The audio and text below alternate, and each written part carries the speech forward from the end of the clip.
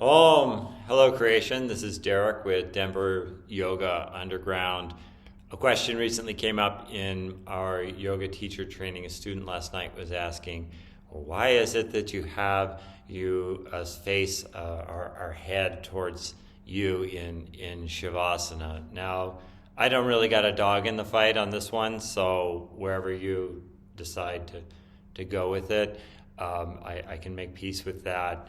And I thought I'd share some kind of informed sense of why, I personally or other teachers might desire to have the head facing towards them in Shavasana. Interestingly, we go back and the feet themselves have kind of this bipolar relationship or association in native India. On the one hand, they're revered. So for the first 300 years of Buddha's life, we never saw a kind of that quintessential kind of shrine-like picture of Gautama with the head and the thing, or perfect robes. You didn't see the man himself so much as that they depicted just two footprints like this. That was for the first 300 years, the emblematic symbol of Buddhist thought and orientation. So it's a kind of sacred regard, like the feet are holding the Dharma. And what's more, to touch, and I saw this with my own teacher, to touch the feet of the guru, or even place one's head at the feet of the guru is considered a kind of blessing. And you can also hear accounts within mythic tales and fables of the gods, and that crystallizing moment when someone approaches the divinity and places their hands or head on the feet. So on the one hand, the feet feet are regarded as sacred, and they're also kind of considered like dirty and less than. So they touch the ground, they get dirty.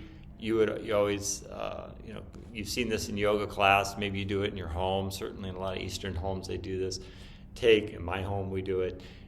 Take our shoes off before entering house to kind of, all that outside world that the feet have been touching, just kind of let that be. Don't bring the dirt or the vibes in.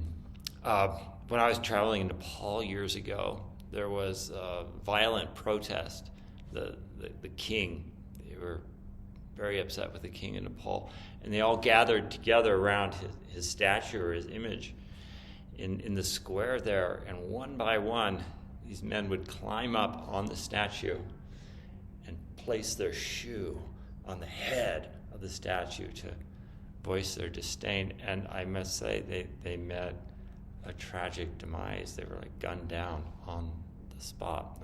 It's terrible. So, there's some charged relationships and associations that go on with the feet in both directions. And I just happen to know all this, and maybe I ruined your whole foot thing by sharing this with you, but I happen to know all this, and so and I bring that with me in the classroom when students are lying down.